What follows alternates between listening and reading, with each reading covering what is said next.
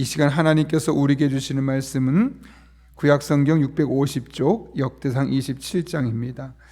역대상 27장의 말씀을 우리 함께 드라마 바이블로 먼저 함께 읽겠습니다. 제27장.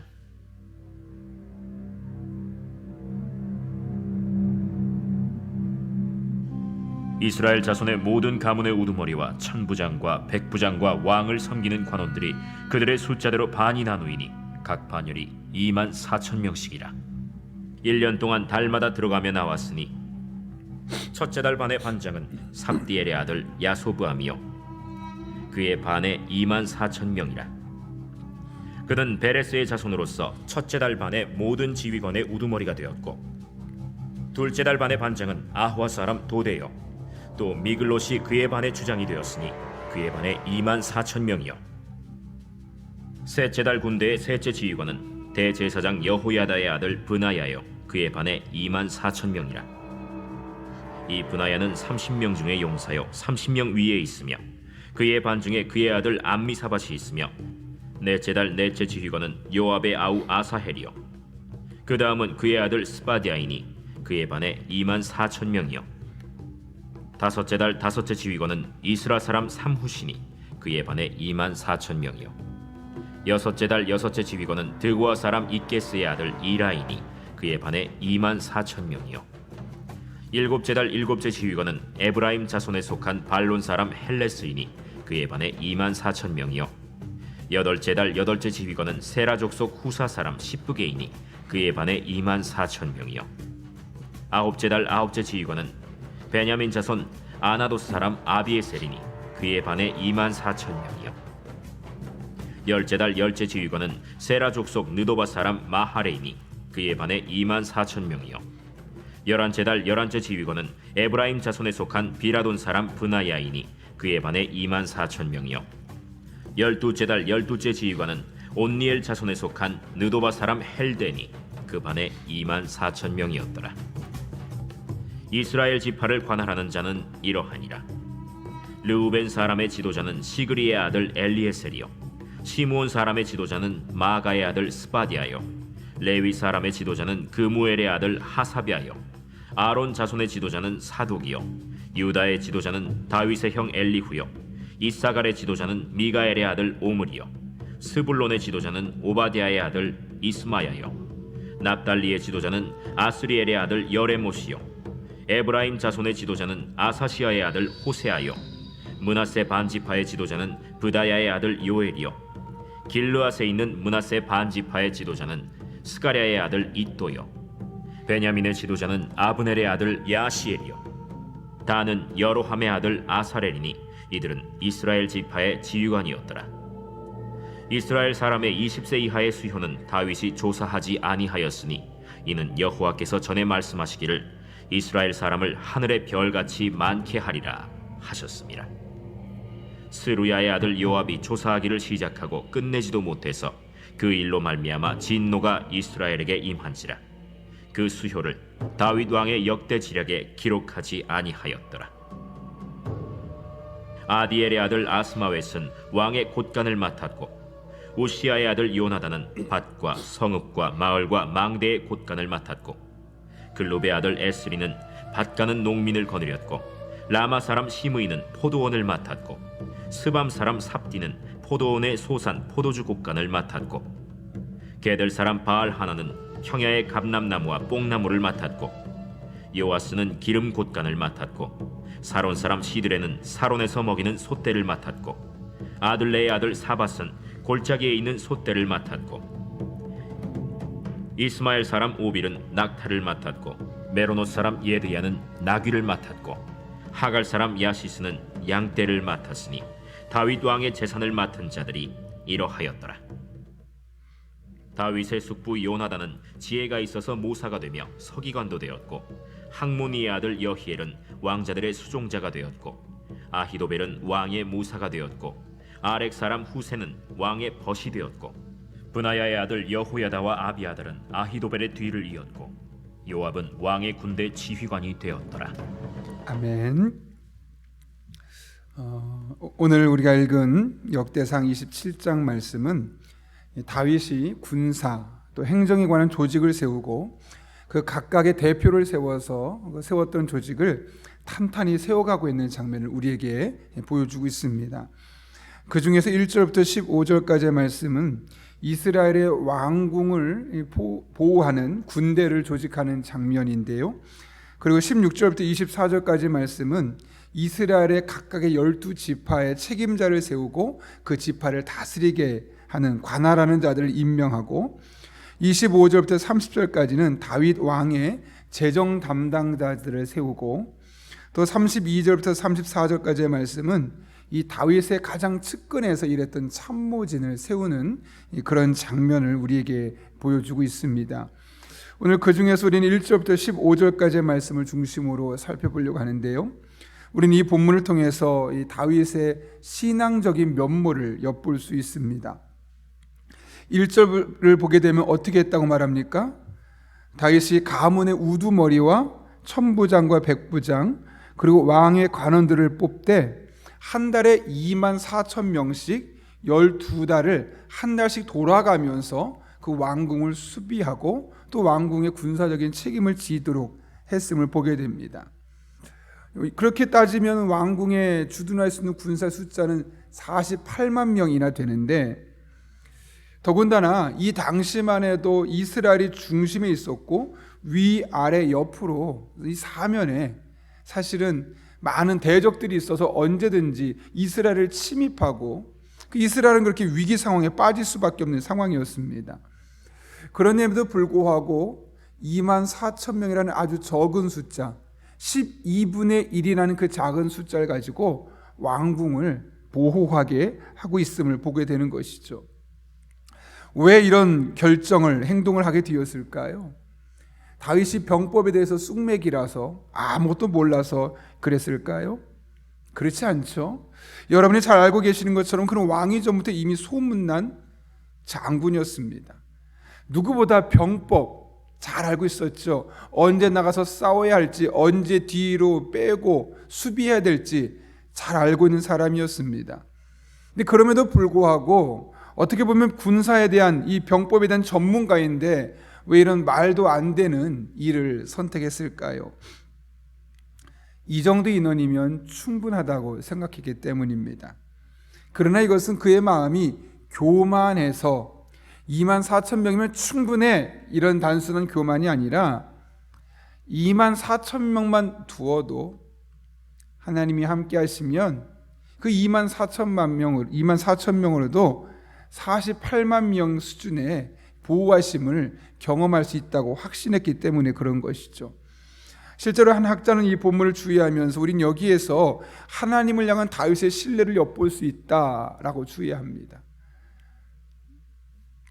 왜 그런지 이 사실을 확인하기 위해서 우리가 역대상 21장 말씀 한번 살펴보려고 하는데요. 어떤 사건이 있었습니까? 다윗이 이스라엘에 요압을 시켜서 이스라엘의 사람의 숫자를 계수하도록 했습니다. 그런데 결국 그것이 하나님께 책망을 받게 되었죠. 그리고 결국 3일 동안 이 전염병으로 인해서 7만 명이 죽고 나서 그 문제가 해결되었음을 우리는 이미 들었던 바가 있습니다. 여러분이 이때 하나님께서 왜 다윗을 책망하셨습니까? 인구를 계수하는 게 뭐가 문제가 되겠습니까?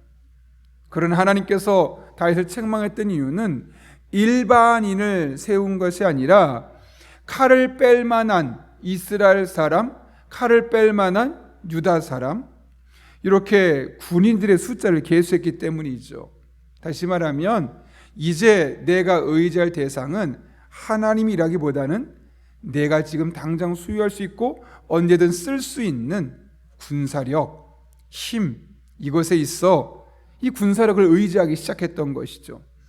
그리고 그것이 하나님의 책망, 하나님의 벌을, 심판을 받을 수밖에 없게 되었던 겁니다. 여러분이 지금 다윗이라면, 지금 그 상황에 놓여 있다면 그 상황에서 무엇을 깨달았겠습니까? 어떤 것을 교훈했을까? 여러분 마음에? 아마 그러지 않았을까? 우리의 안보는 군사력이 있지 않구나. 우리의 안보는 하나님과의 관계에 있구나. 하나님이 어떻게 해주시냐에 따라서 우리의 안보가 튼튼할 수도 있고 그렇지 않을 수도 있구나. 내가 군사를 아무리 늘린다고 그것이 내 나라를 담보하는 것이 아니라 비록 군사가 좀 적을 수 있어도 하나님이 우리에게 천군을 보내주시면 이로 인해 우리는 승리를 경험할 수 있고 보호가 될 수 있겠구나 라는 것, 이 사실을 뼈저리게 무려 7만 명의 목숨과 바꿀 정도로 뼈저리게 경험하지 않았겠습니까? 그래서 그는 48만 명이라는 충분한 군인이 있음에도 불구하고 또 48만 명이 되는 군인을 얼마든지 먹일 수 있을 만한 충분한 재력이 있음에도 불구하고 매월 2만 4천 명이라는 아주 적은 숫자의 군인을 왕궁 근처에서 머물며 보호하도록 했던 것이죠. 믿지 않았다면, 안보가, 보안이, 군사력이 있다고 생각했다면 절대로 행동할 수 없었던 모습이죠. 무엇보다 다윗은 하나님께서 자신을 지켜줄 것을 믿었습니다. 그런데 그것을 믿는 것을 머리로만 믿지 않았고 그의 삶으로 증명해냈습니다. 그리고 하나님은 그런 다윗의 왕궁을 지켜주셨고 그가 죽을 때까지 어느 나라에도 침략을 당하지 않도록 하나님께서 인도해 주셨죠. 여러분, 믿음은 우리 머릿속에서 이루어지는 두뇌 활동이 아닙니다. 물론 1차적으로 하나님의 말씀을 듣는 순간 그 말씀이 우리의 두뇌 속에서, 머릿속에서 시작되지만 진짜 믿음은 그것이 우리의 행동으로 드러날 때 알 수 있는 것이죠. 그래서 야고보도 말했죠. 행함이 없는 믿음은 죽은 믿음이다. 머리로만 하나님을 믿는 것은 사탄도 하는 일이다 라고 말합니다. 결국 그 사람이 그것을 믿느냐 믿지 않느냐는 그 사람의 행동을 보면 알 수 있는 것이죠. 오늘 다윗이 하나님을 믿었다는 증거가 우리가 알 수 있는 이유는 48만 명이나 되는 순인을 2만 4천 명만으로도 자기를 보호하고 지키려고 했고 나머지 군인은 돌아가 있으라고 할 정도로 했다는 것. 그것은 철저히 하나님의 인도하심과 우리 국방과 우리의 보호는 하나님의 손에 있다는 것을 그가 확신하지 않으면 절대로 할 수 없는 일이죠.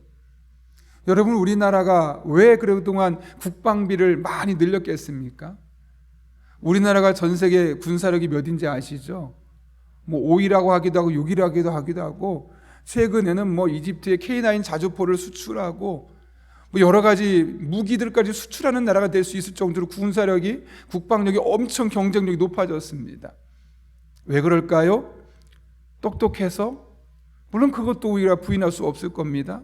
그런데 여러분, 그것보다는 우리나라 국방을 지키기 위해서 어쩔 수 없이 군인을 늘려가고 더 현대화된 무기를 가져야 되고 그 모든 걸 다른 나라에 의존하려다 보니까 우리가 가지고 있는 자원과 재물이 부족하다 보니 개발하다 보고 그러다 보니 방산산업이 더욱더 우리가 발전할 수밖에 없었던 것이죠. 그러다 보니 우리도 모르면서 어느새 세계 6위까지 이를 정도로 이 5천만 명밖에 안 되는 나라가 그렇게 성장하게 되었던 겁니다. 사실 그 이면에는 무엇이 있었습니까? 그동안 지도자들의 머릿속에 우리나라 안보는 우리가 지켜야 해, 철저하게 그런 인본적인 사고가 중심이 되었기 때문에 그렇게 할 수밖에 없었던 것이죠. 반면에 오늘 다윗은 정반대 행보를 취합니다. 얼마든지 군대를 더 많이 주둔시킬 수 있음에도 불구하고 최소의 인력으로 왕궁을 지키고 보호하고 있는 것. 그것은, 이 왕궁을 지키는 것은 군인의 숫자에 달려있지 않고 우리나라의 안보는 군인의 숫자에 달려있지 않고 하나님이 우리를 지켜주느냐 그렇지 않느냐에 달려있다 라는 사실을 분명히 깨달았기 때문에 그런 것이죠. 이처럼 믿음은 행동으로 드러날 때 저 사람이 저 믿음을 갖고 있었구나 라는 것을 알게 되는 겁니다. 그렇다면 이 시점에서 저와 여러분은 하나님께 대해서 어떤 믿음을 가지고 있을까요? 여러분, 하나님께서 여러분을 지켜주시고 보호해 주시고 선한 길로 인도해 주실 것이라는 사실을 믿으십니까?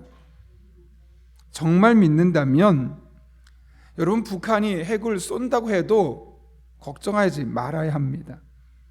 코로나가 창궐해도 경제적으로 힘들어져도 그것 때문에 너무 우리가 일희일비하지 말아야 합니다. 왜요? 하나님께서 약속하셨으면 반드시 지켜줄 것을 우리가 믿기 때문에요. 우리가 정말 그것을 믿는다면 우리가 그것을 겉으로 행동으로 그렇게 보여주어야 되기 때문이에요.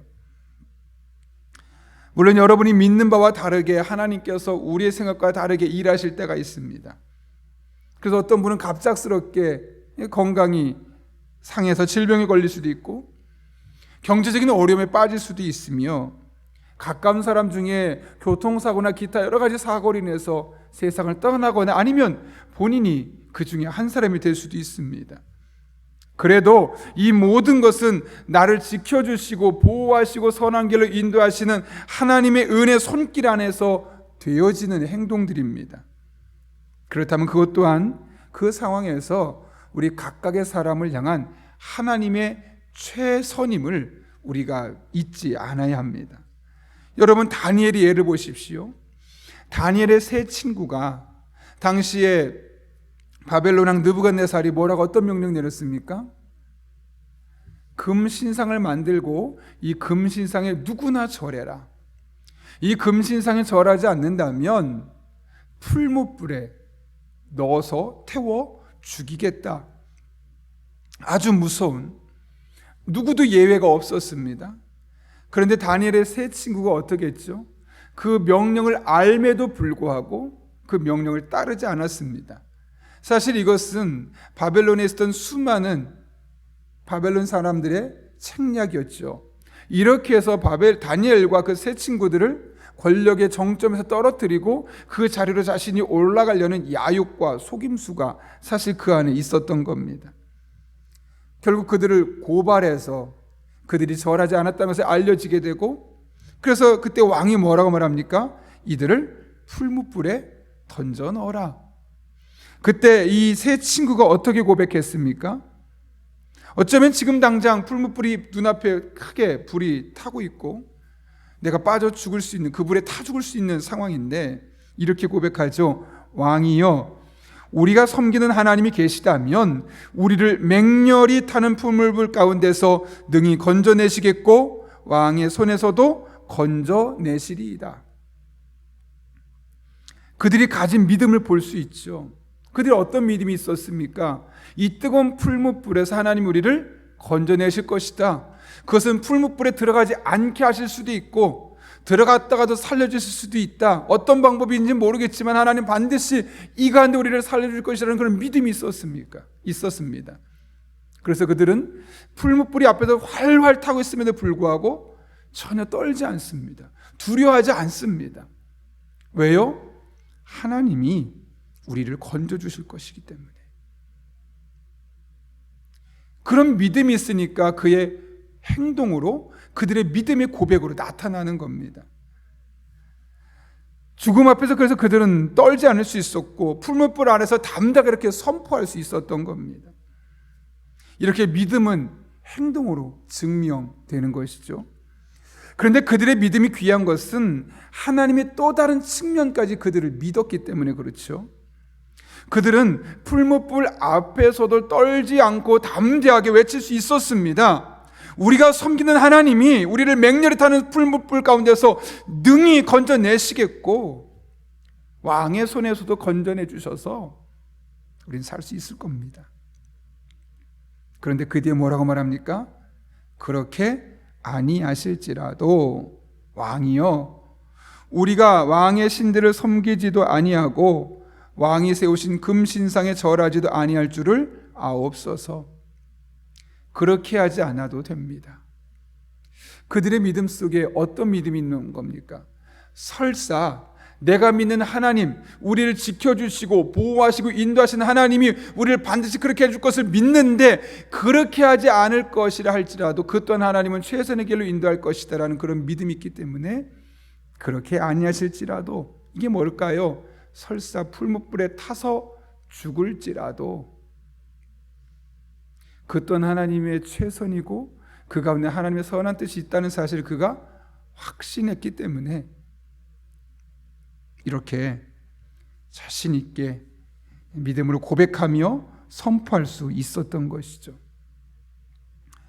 그는 살아나도 죽어도 모든 것이 하나님의 은혜 가운데 되어지기에 담대함으로 믿음으로 나아갈 수 있었던 것입니다.